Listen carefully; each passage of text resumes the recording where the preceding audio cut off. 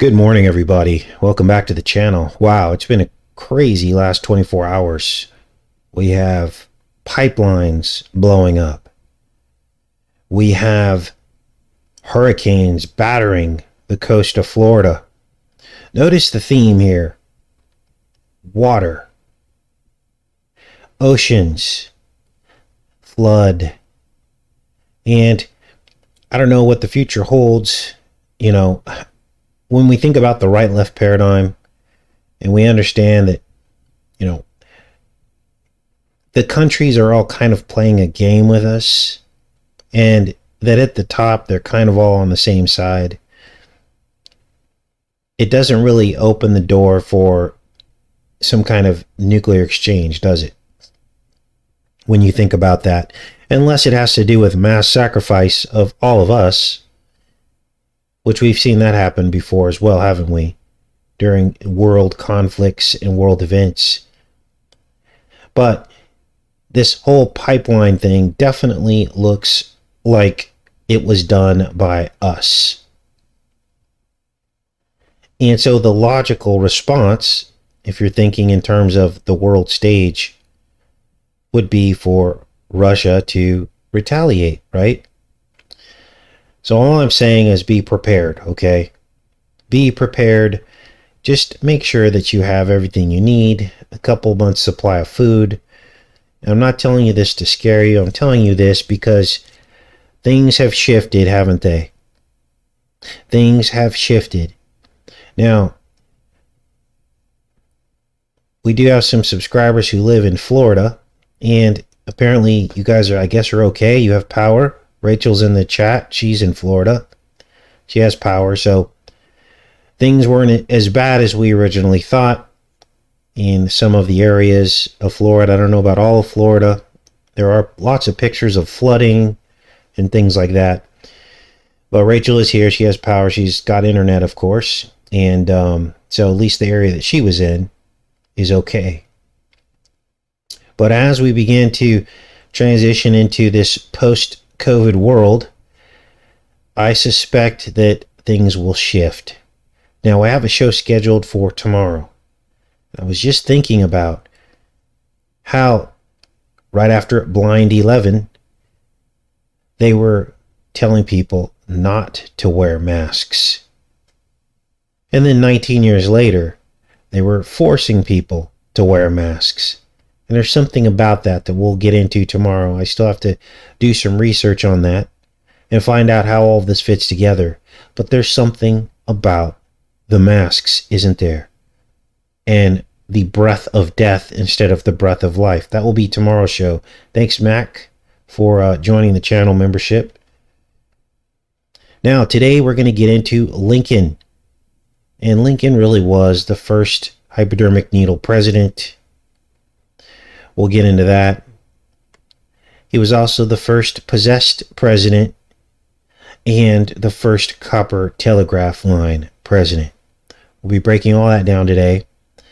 And we're also going to be talking about how the dark pool is infecting humanity as we speak. Speaking of large bodies of water and oceans and the whole water theme, it's coming around full circle. And all of it's happening through the tip of a needle. It's the dark DNA. Now, our journey begins today with the story of a man of color dying in a dark pool. Now, this is all spiritually symbolic. In this case, he died of Legionnaire's disease in an Airbnb hot tub in New Zealand. Let's read this. A New Zealand woman is gearing up to sue Airbnb following the death of her husband. Sandra Birmingham, 54, was visiting Gozo, Malta.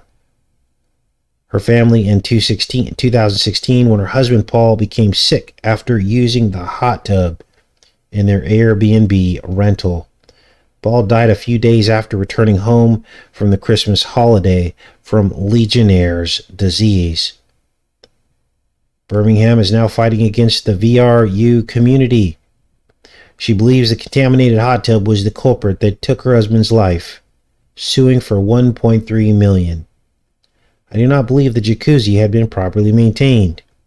and it had not been used for some time before our arrival. Birmingham has engaged in a 6-year-long legal battle with Airbnb since her husband's death in 2016 because it was contaminated with bacteria that led to her husband's demise. Paul only went in the hot tub once on New Year's Eve, and he was in the water for just seconds. The bacteria is airborne, and I believe he was infected soon after he checked into the farmhouse. Medical professionals determined Paul died as a result of Legionnaire pneumonia. Notice the theme here. Not being able to breathe. The dark pool. Dark waters. Possession. The word pneumonia actually means spirit. It's the spirit entering the body, is what this is really all about on a spiritual level. So, I thought I would open today's show with this very telling story about how all of this works. Now, here's where things get really weird. Because yesterday, one of you asked me to look at this film called Hot Tub Time Machine. Many of you will remember this film. It released in 2010. And it was about a group of people that travel back in time inside of a hot tub. Dark waters. Now, how does all this fit in? Well, how they ended up traveling back in time was because a particular energy drink was spilled on the controls for the hot tub. This is it right here. It was called Chernobyl. And here we have the Russian component to this, don't we?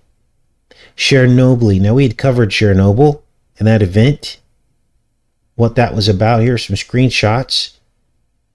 There's the energy drink here. This is them sitting in the hot tub. And here's another image here of the energy drink actually spilling into the control panel.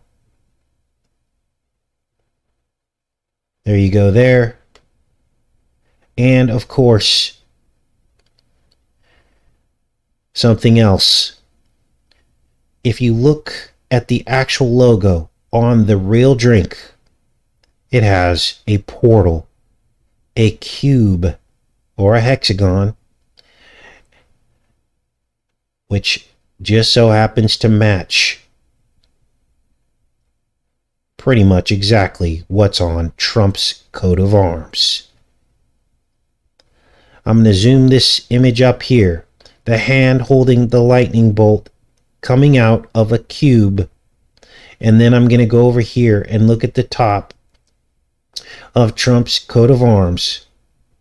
A hand holding an arrow, which is synonymous with a lightning bolt, and coming out of a square or cube. So here we have yet another time travel connection between Trump and a time travel movie. Now, let's go back to Hot Tub Time Machine and look at the plot here. I didn't capture screenshots of this movie yet. I'd actually watched it before, but it wasn't until today or yesterday that I realized the connection between the Trump coat of arms and the energy drink in the movie that spills on the hot tub, causing them to go through time. Now, what's this plot all about? Let me go back and make sure you guys are with me, and we will keep going with the plot of Hot Tub Time Machine. Then we'll get into Lincoln a little bit later in the show. Now, this is crazy.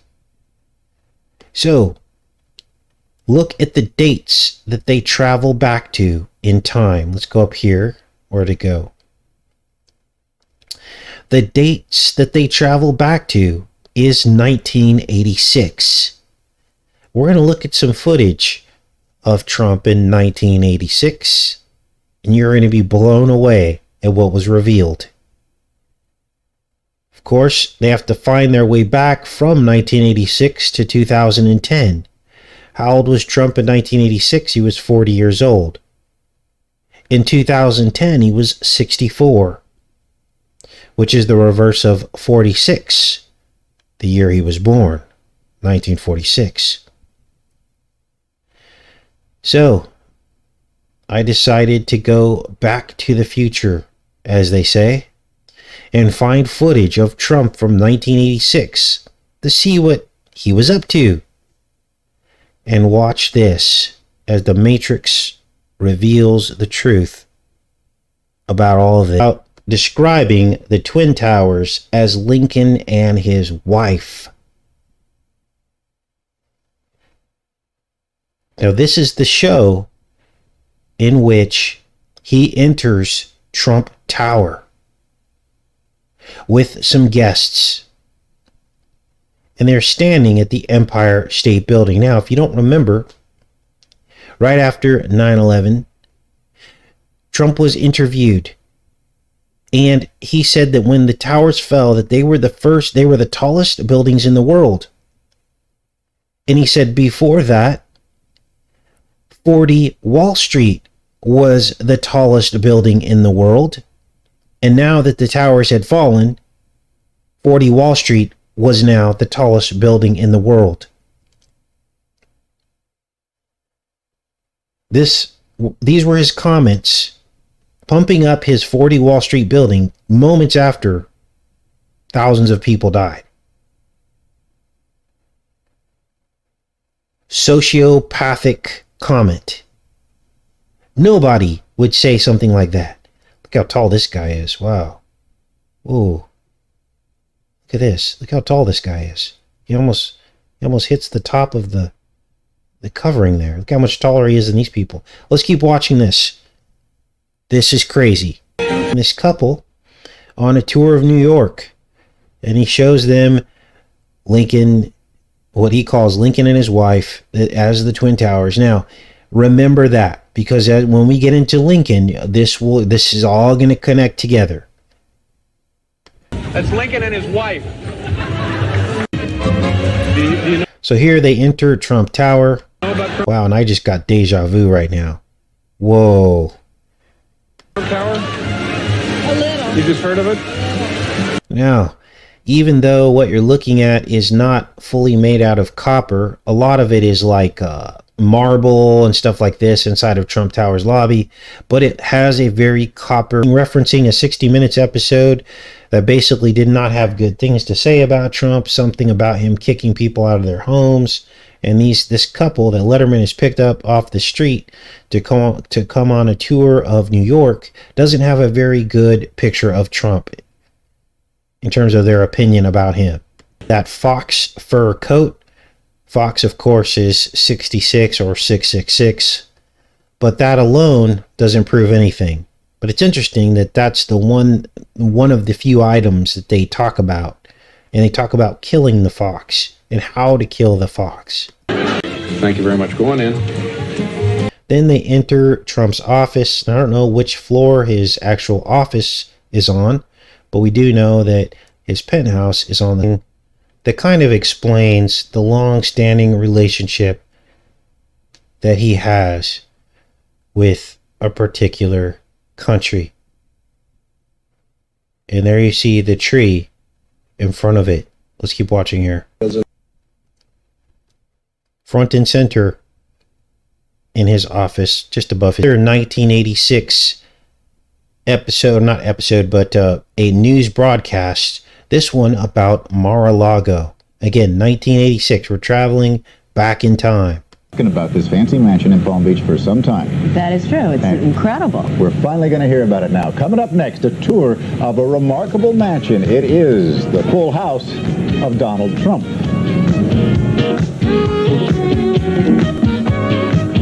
The time now, 38 minutes past the hour. 38 minutes past the hour. Of course, 38 is 19 times 2. Let's keep watching. They come back from the commercial break. It's now 19 minutes before the hour. And then it's 19 minutes before the hour. Notice all the 19s. Well, back in 1927, Marjorie Merriweather Post, one of the richest and most famous women of the day, built a house in Palm Beach, Florida. So they're talking about the lady who actually built Mar-a-Lago, and she's actually, let's see here. Oh, here she is here. This is her right here. And what I want you to notice next are the numerical synchronicities with her life and death. She died one day after 9/11 in 1973, which is the year that it opened. It opened on April 4th, 1973, and she was age 86 at her death. And I want you to keep watching because there are some pretty profound numerical synchronicities. Remember, she died at 86, and this is a 1986 interview that Trump granted to Mar-a-Lago. So he was obviously sending a message about the future collapse of the towers. But not just any house. It has 118 rooms. 100 plus 6 plus 6 plus 6 rooms. Half of them bedrooms. 33 bathrooms. 33 bathrooms. As well as Trump Tower also has 33 rooms. I think it was bathrooms. No, wait, what is it? Oh, it's 33,000 square feet of office space in Trump Tower. A theater, and just in case, 3 bomb shelters. During the 70s, the federal government held it as a presidential retreat, but gave it back because it couldn't afford the $1 million a year upkeep. Well, the house is Mar-a-Lago. Now, if the government couldn't afford it, you might wonder who could. Meet Donald Trump, real estate man and multi-millionaire. That's right. This is the great entrance hall to Mar-a-Lago. The tiles are from 1400, and they're ancient Spanish tiles, and throughout the house they So 1400, of course, 7 and 7, that's his number. have 36,000 of these 36,000 tiles, which is 6 times 6. tiles. They're each in themselves a work of art, and it's a very special entryway, as you can see. So you walk in here and people start gasping just about at this point, right? Well, they are very, they're amazed at what they see, as I was when I first walked in, and as you were. When you first walked through that door, the first time you walked into this house, what did you think? I couldn't really believe it. This was one of the great treasures of the world. It's considered the #1 home far and away in America, and I personally just couldn't believe it. And when you see it, you believe it. The ceiling glistens with 1,000 gold leaf wings. Bristol crystal chandeliers light the 60-foot-long living room. 1,000 gold leaf wings, like 1,000 points of light. And then she mentions a number 17, and you'll hear this number repeated twice, which of course is the alphanumeric equivalent to the letter Q. 7 antique silk tapestries adorn the walls, and the huge stone Italian Gothic fireplace still works. I have not used it, no. I have not. I'm concerned about using it. I don't want any smoke in the room, to be perfectly honest. In fact, if you notice, we have Mrs. Post's picture right alongside of my wife's picture with town and... So he puts Ivana's picture next to Mrs. Post. Post died in 73, and Ivana died at 73 years old. Twin pictures, Twin Towers. Twin Towers opened in 1973. country. So we really pay a certain reverence to Mrs. Post and what she was able to create, because she created The Wizard. a magical house. It's a fantasy house. But are you going to change this room at all? I mean, No. You're not going to do anything? No. No personal Trump touches here? No.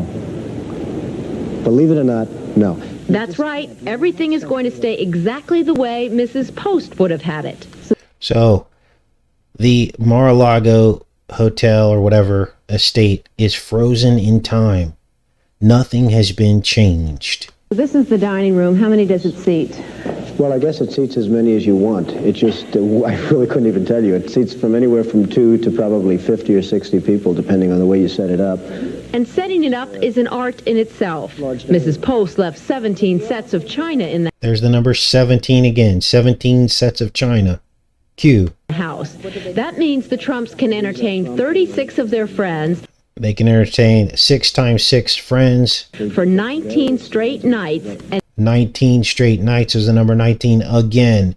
Third time in this show. Never use the same set twice. Now that's a lot of China. That's a lot of China. Are you awake now? China was coming all along, wasn't it? COVID-19. She has a house that... Use the same set twice. Now that's a lot of China. She has a house that slept 56. It has 56 bedrooms. Now, Trump did increase the amount of bedrooms at Mar-a-Lago to 58 bedrooms. It's no longer 56, which the 58 bedrooms would match Trump Tower, which is 58 stories tall. Now, you're probably asking, how can it be 58 stories tall and his penthouse be on the 66th floor? Well, that's how he numbered the floors. And each person that would come as a guest would have their own car and driver. They'd each have a Rolls Royce, the room, the driver, the maid, their own cook. She lived a style that nobody's lived in this country. Nobody in this country has ever lived that style.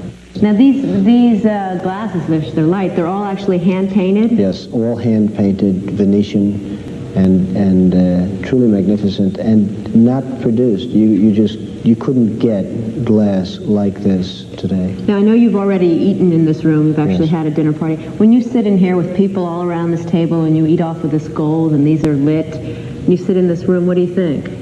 I say, what am I doing here? How did this happen?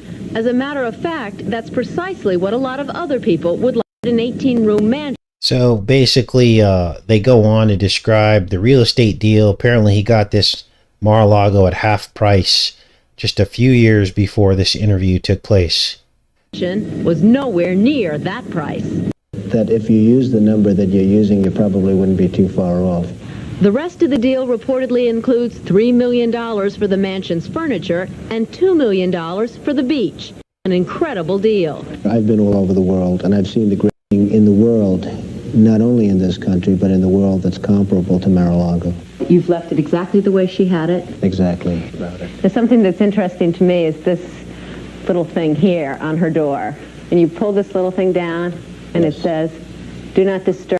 And what it really says is, Dawn, Organization Trump, disturb the resting.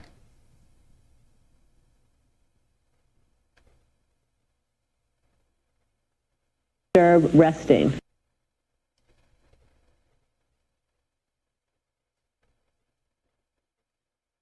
That's correct. That's from a different age. So people who are somewhat concerned that That's from a different age. There's another time travel reference.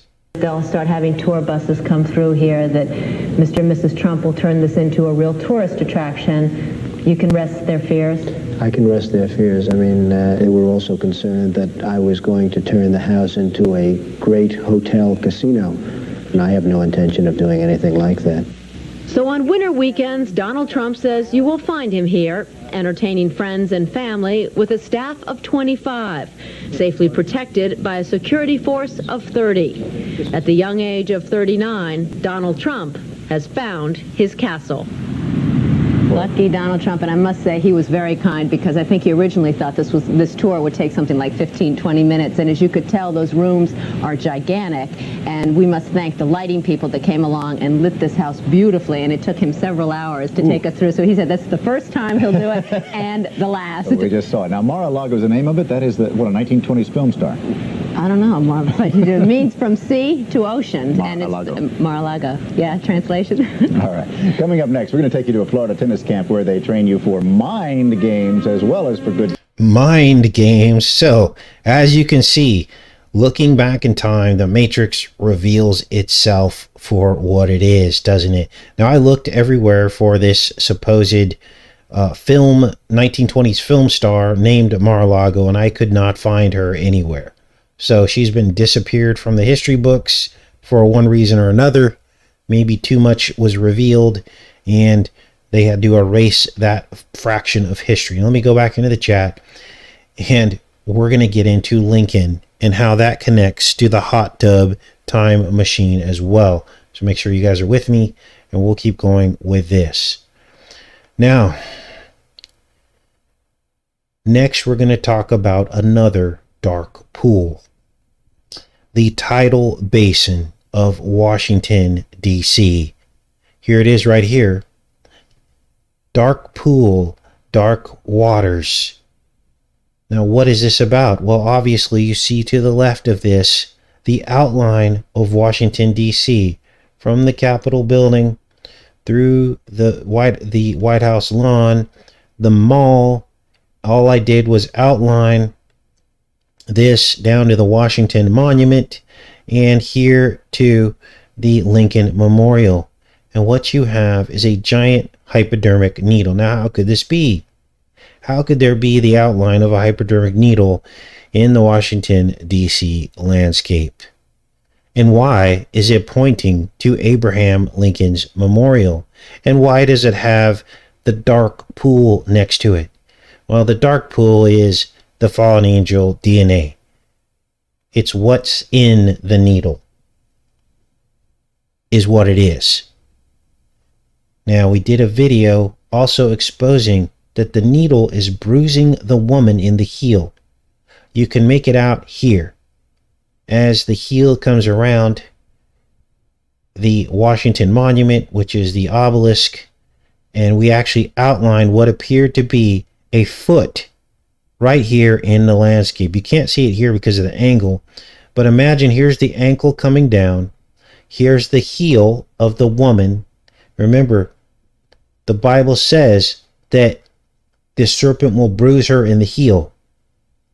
And here you see the arch of the foot here, and then the toe becomes Lincoln Memorial, is the toe.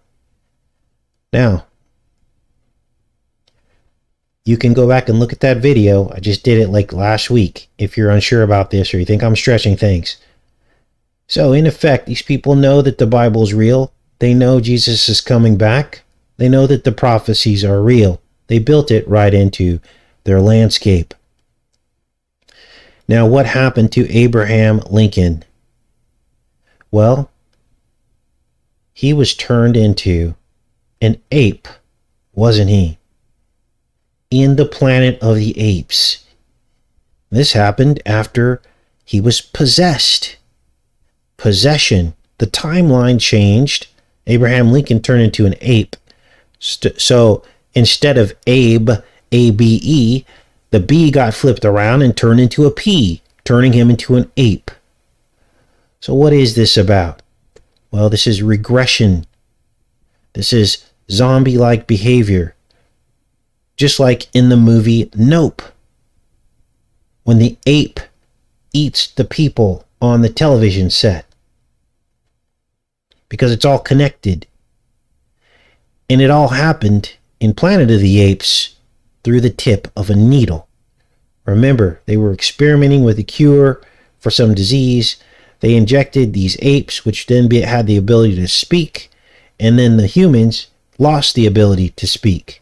And that's what happened in Planet of the Apes. So now you're starting to see the big picture, so to speak. You're seeing the Planet of the Apes storyline right here laid out in the capital of the United States. The tip of the needle, Lincoln, the tidal basin, the dark pool, the infection, and everything else. Now let's keep going with this because there's so much more. So, how else do we know that Abraham Lincoln is connected to the needle? Well, other than the fact that the needle is pointing right at him, under his presidency, the hypodermic needle was invented. This is from history.com. And they talk all about how during the Civil War, the hypodermic needle was invented. Why? Well, it was invented and used on the widest scale ever to treat Union soldiers with opium to treat them for their injuries. So in effect, the first opioid crisis happened under Lincoln. And it's no mistake that all of this is happening again right now in modern times, this opioid crisis. Let's read this article. During the Civil War, military hospitals considered opioids to be essential medicine. Doctors and nurses used opium and morphine to treat soldiers' pain, stop internal bleeding, and mitigate vomiting and diarrhea caused by infectious diseases. However, this led to some soldiers to develop opioid addictions, either during the war or afterwards, when they sought medical treatment for wartime injuries or illnesses. For many Civil War veterans, opioid addictions were ruining. Veterans' dependency made them fatigued and emaciated and could lead to a fatal overdose. In some cases, opioid addiction could threaten a veteran's ability to receive a pension. In 1895, a Union veteran named Charles Williams stated in an application to a soldier's home that he was totally unable to earn a living since he had contracted the opium habit during the war. By the time Williams applied to the soldier's home, the scope of the problem had grown beyond veterans. America was in the midst of its first major opioid crisis, fueled by the rise of injectable morphine that some doctors had begun administering during the Civil War. The specific plight of veterans helped draw attention to the issue, raising awareness among doctors and the general public. Opioid use has a long history in the U.S. Before the Civil War, doctors commonly prescribed opium pills and laudanum, which was a mixture of opium and alcohol. These opiates were available in many drugstores without a prescription. When the war began, both the Union and the Confederacy considered it important to stock their hospitals with drugs.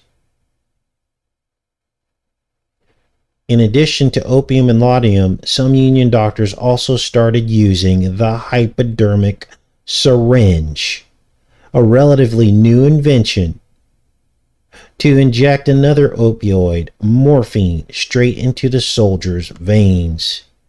These were the advents of the use of the hypodermic needle. Wow. Now, I'll put links to all this, so I'm not going to read through all of these articles, but this proves the connection between the needle pointing at Lincoln's memorial and the one outlined in the landscape. Now, let's get into some other aspects of Abraham Lincoln, because, as we all know, he was assassinated in 1865, or so we're told. But what you didn't know is that the years leading up to his death, a very interesting and major multi-million-dollar, and in today's standards, billion-dollar project was happening in plain sight. A project that didn't make any kind of sense. The telegraph cable. More specifically, the transatlantic telegraph cable. Now, why did this cable not make sense? Well, it wasn't too many decades before this that America had gained independence from Britain and didn't really like Britain all that much. But yet, we were bringing to bear one of the most major projects in the history of the world to connect ourselves to Britain. And I believe we never really were free from Britain. I believe there was an arrangement made, and there were infiltrators who immediately entered into high levels of U.S. government and basically retied the knot between America and England. We never really were free, and this is where we get taxation and all these other things that were never part of the original plan for this country. You know, Social Security and all these other things that weren't in the Constitution, but yet we have today. Still slaves to the beast. Now, here's another thing. The telegraph was an integral process that was relied upon to win the Civil War. In fact, Lincoln spent most of his time in his telegraph room. Now, I found this article, this historical article, talking about all this. We're going to read through some of this. The importance of the telegraph in the U.S. Civil War, Part 3. The Union's use of the telegraph. Now, let's read this, and then we'll talk about what all this means. Scroll down here. Look at that. There's a guy on top of a telegraph pole in this picture here. That's what it appears to be going on there to get the signal. President Lincoln in the telegraph office.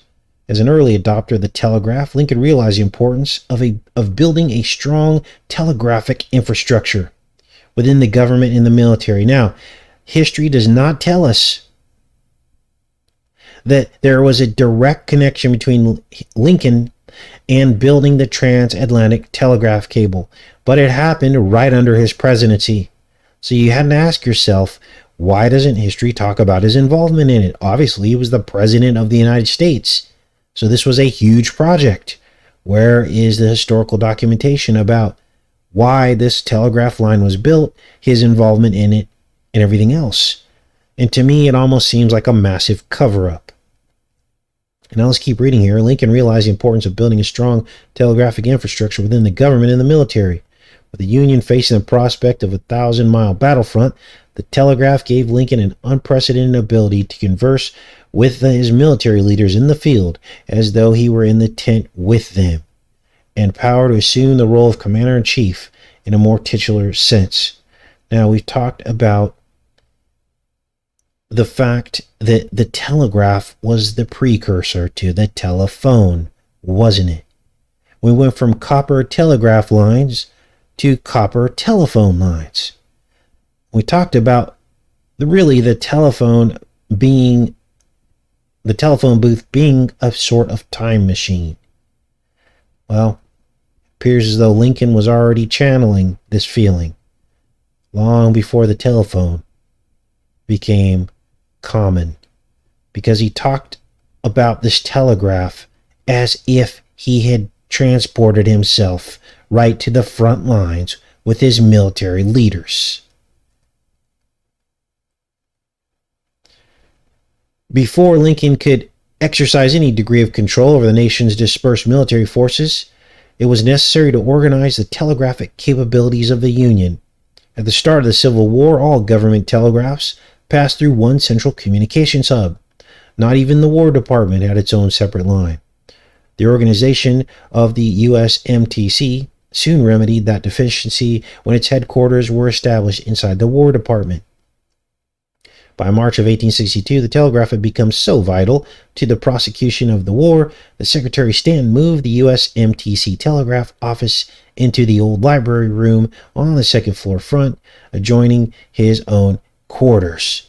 In short order, the telegraph office of the War Department became Lincoln's Situation Room, where the president not only monitored events through incoming messages, but also initiated communications directly to the field. Now think about the ramifications of this. The modern Situation Room was the vintage, basically, telephone booth,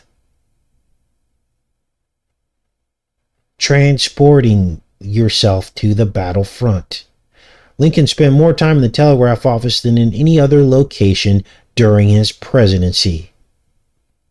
So, there you have it from the historical records, tying everything we've been researching into one full, complete circle of the bizarre. Now, let's keep going with this, because there's even more. Now, history tells us that there were many attempts made to cross the Atlantic. Many of those attempts happened under Lincoln's presidency. The final attempt happened just after his death. And like I said, it seems like some kind of big cover-up, because nowhere in the historical record do they talk about Lincoln being involved in any way with this.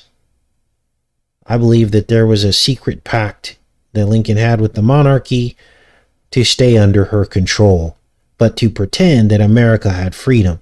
This is why he fought the South so hard, because they didn't want to fall in line with the new order of the time, which was to establish a federal government that was much more intrusive than the original founding fathers had set out for. And so because Lincoln won, we have the America we have today. So it would make sense that this huge step of completing this telegraph, this huge step, it would be a huge step for the monarchy to be able to exert real-time control of presidents through the telegraph and later the telephone. I mean, why else would they bring all these billions of dollars to bear to communicate with Britain? That makes no sense. After we had just allegedly broke free from her. So, Lincoln had an obsession with the copper telegraph line, didn't he? And this makes all the sense in the world as to why they put him on the copper penny, which used to be solid copper and now is copper plated. Now, why did they change the penny from solid copper to copper pennies? Well, I have an idea as to why they did that. Come back into the chat with you guys.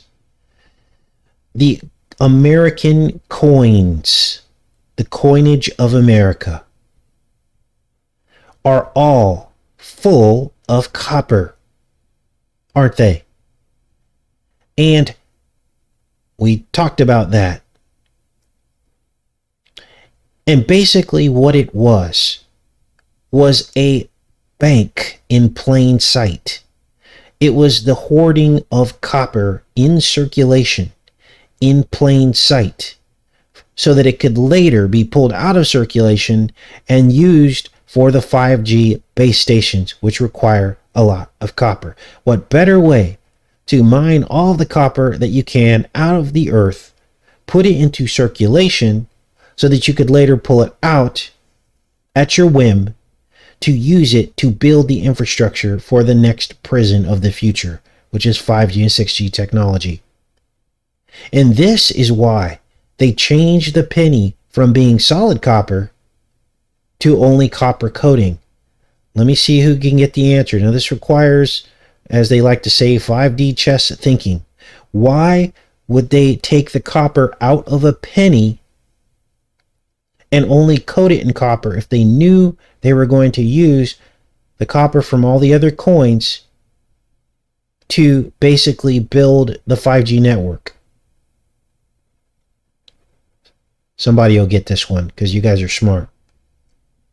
Why would they take the copper out of the pennies, you guys? Someone will get it. I'm going to wait until you guys get it. I might give you a clue. Marcy says to fool you. Yeah, it's definitely a trick. Why would they pull the copper out of the pennies and make them only a coating of copper?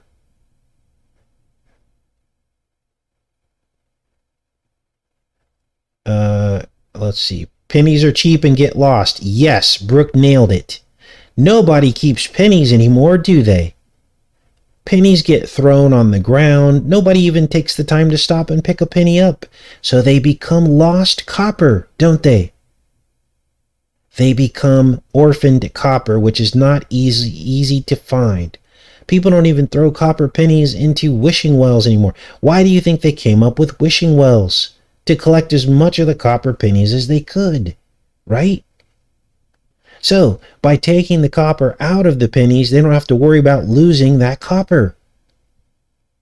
Now you're starting to understand what's really happening. This has been a plan for decades and decades and decades and decades.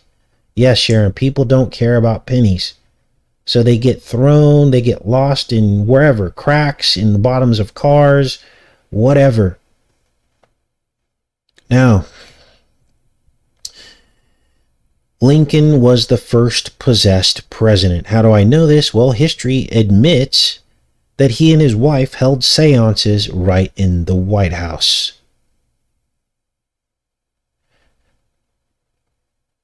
And I believe this is the first time the demonic spirit entered the president. Now, those of you who ice fish, what do you use to drill through the ice? Let's see who gets it. See how many fishermen there are out there.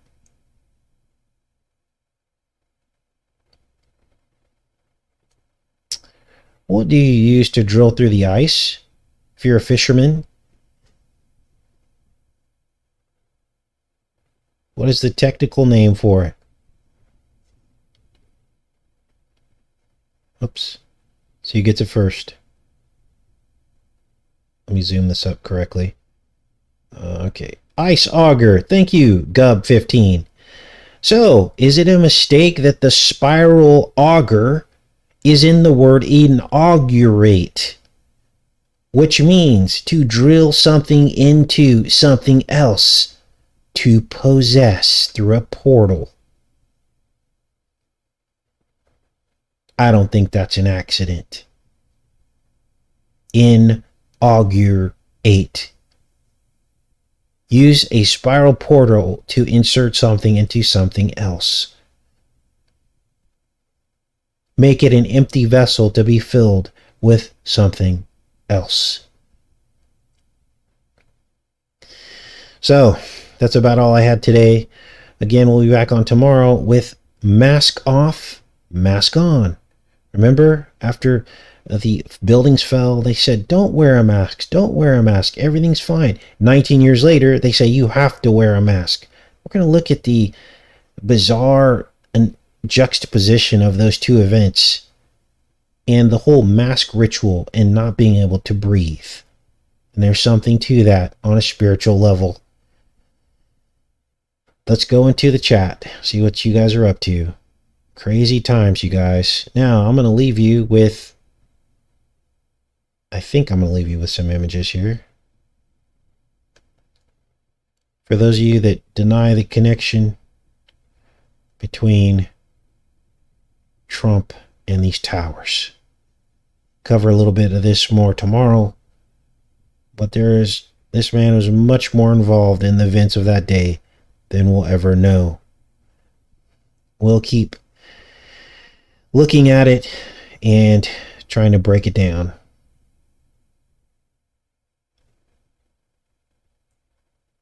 All right, you guys. Oh gosh, we got the porn bots in here again. I'm gonna let you guys go and get rid of these bots. This is when we know we're over the target. It always happens when we're over the target. Same thing's happening in the Facebook group. Fortunately, we got a hold over that. But as soon as the Facebook group started taking off, all of a sudden here came the bots. You can't even report them to Facebook. They simply, you can't report them. There's no way to report these. They just keep coming. Facebook does nothing about it because the reason for it is so that they can disrupt the truth. And these bots come directly from the platform to control the truth. So now you know we're over the target, and this is the place to be to find out the truth about all this stuff. I love each and every one of you guys. I'm going to start working on tomorrow's show, and I will see you guys tomorrow. Take care and be safe.